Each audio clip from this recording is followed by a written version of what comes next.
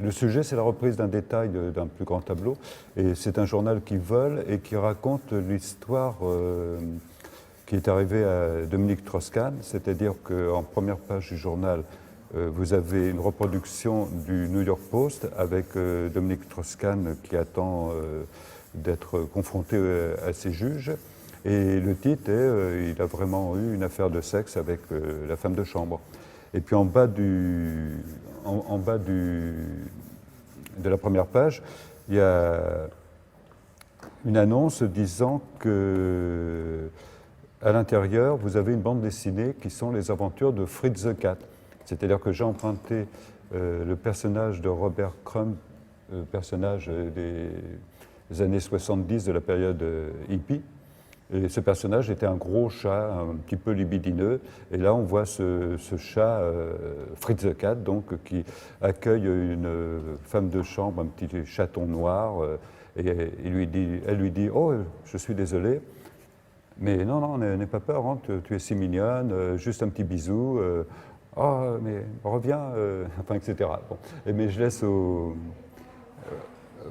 visiteurs le soin de faire leur devoir d'anglais pour essayer de comprendre ce qui se passe, mais qu'on devine. Alors évidemment, ce qu'il y a de spécial dans le fait de dessiner pour imprimer, c'est qu'on est obligé de dessiner à l'envers. Hein. C'est un tampon. Hein. Donc, alors c'est surtout évident avec les lettres, puisque tout le texte a été écrit à l'envers. Voilà. Et pour la suite de l'explication, je pense que mon ami Stéphane va vous montrer de mon dessin ce qu'il va pouvoir imprimer.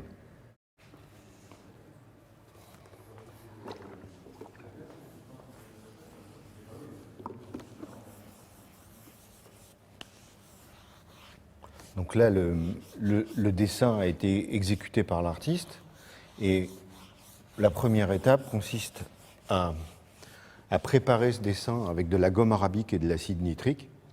Cette solution de gomme, elle va agir en dehors des parties dessinées. La gomme, c'est déjà un acide faible naturel. On augmente ses propriétés acides en ajoutant de l'acide nitrique qui va créer une effervescence sur les parties calcaires, sur les parties non dessinées.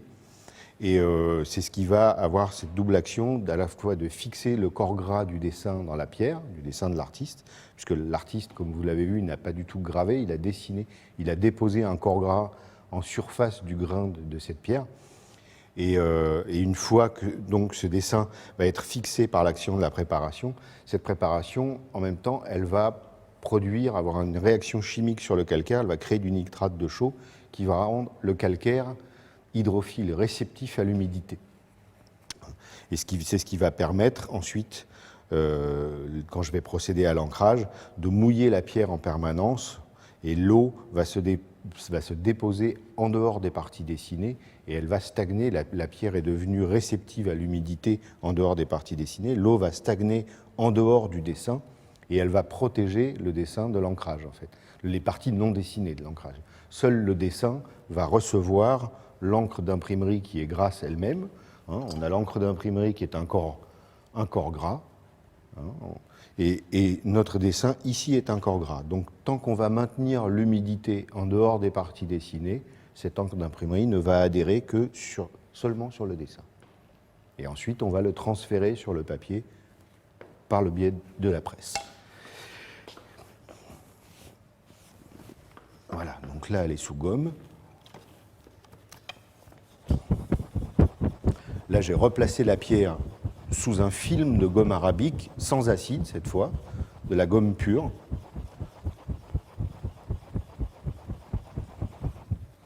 Et on va pouvoir commencer le processus d'impression.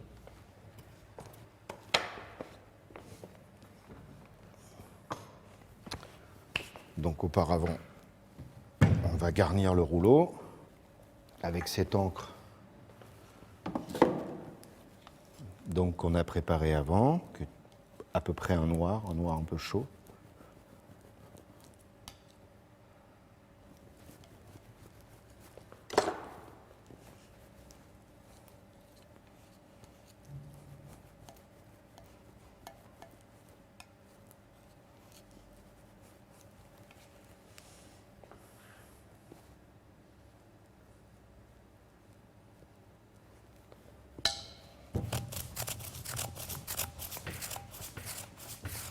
Voilà, alors je vais démarrer au début avec une charge d'encre assez peu importante pour permettre à la pierre de monter doucement, d'accepter progressivement le corps gras de l'encre.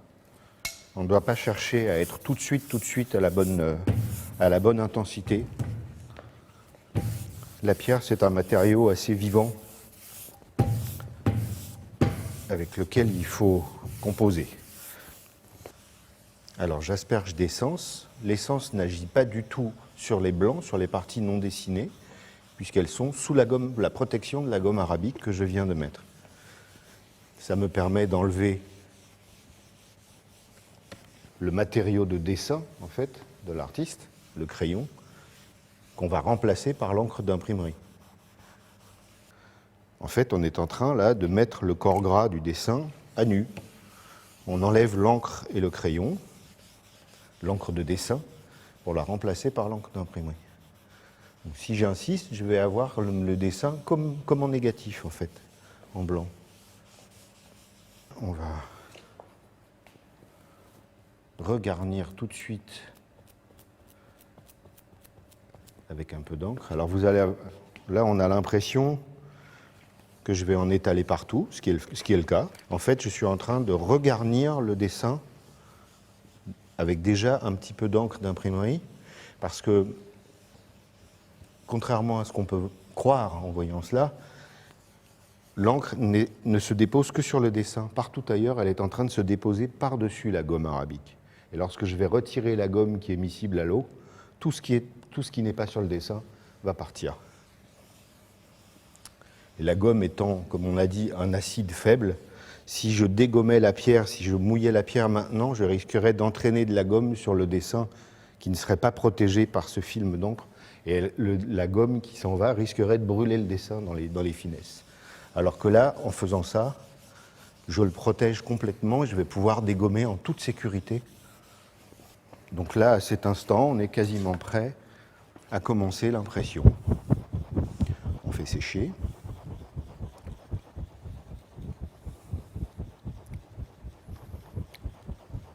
Climatiseur du XVIIIe siècle.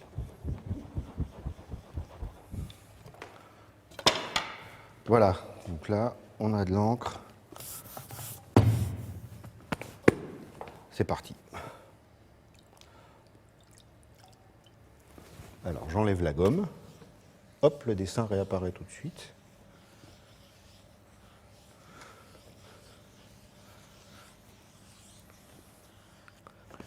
À partir de cet instant, la pierre va devoir rester toujours sous l'humidité.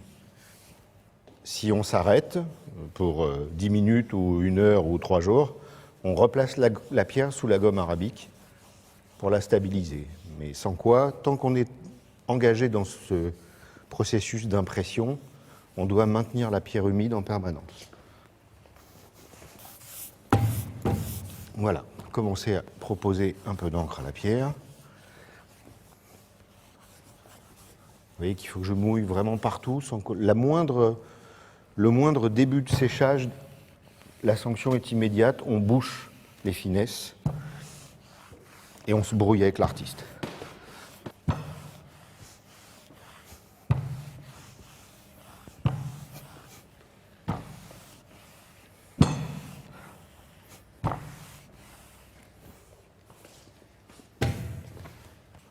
Donc il y aura un ancrage, une impression pour chaque couleur et sur autant d'épreuves que nécessaire. Voilà, donc progressivement, on augmente la charge d'encre.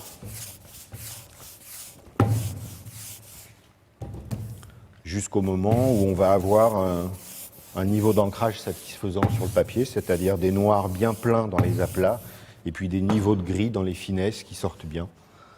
Et après, il faut entretenir donc ce niveau d'ancrage, essayer d'être le plus régulier possible à chaque épreuve.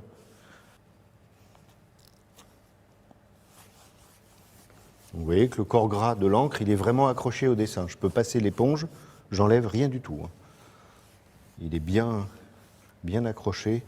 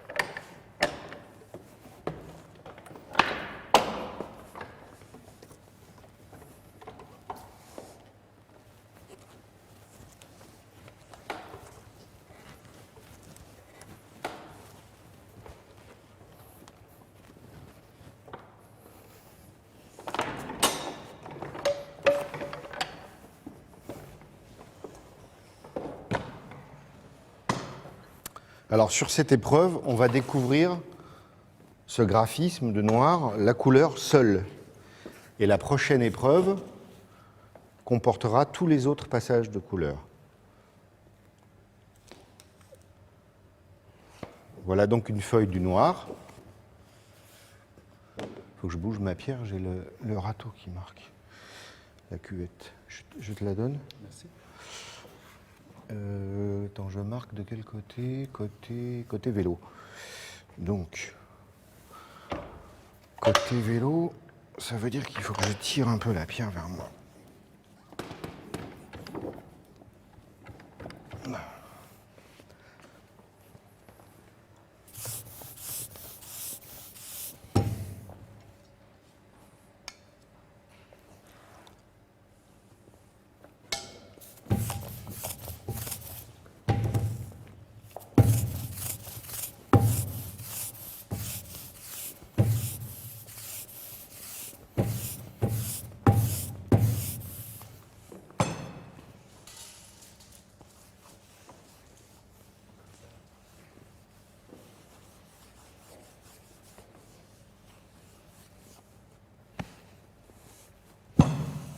Voilà, maintenant on va rentrer dans le vif du sujet. On va faire vraiment les épreuves du tirage avec les passages de couleur.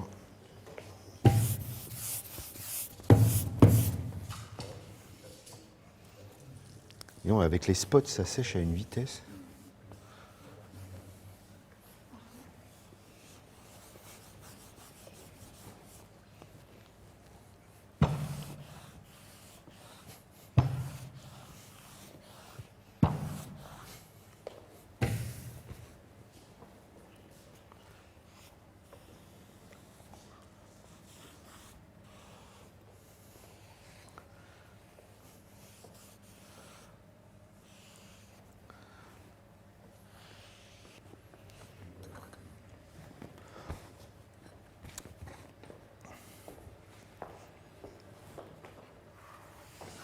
Donc maintenant, je vais passer une épreuve sur laquelle il y a eu les passages de couleurs.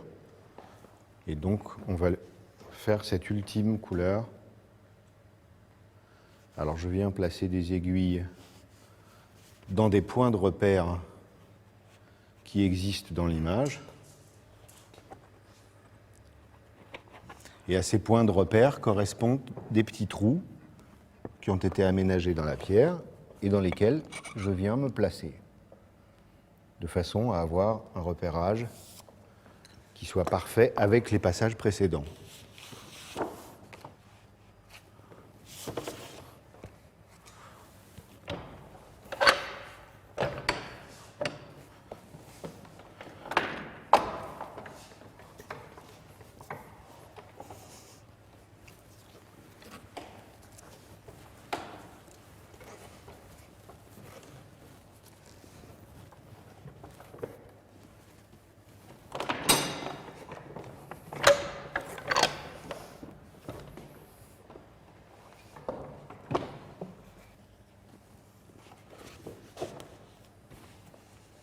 Roulement de tambour.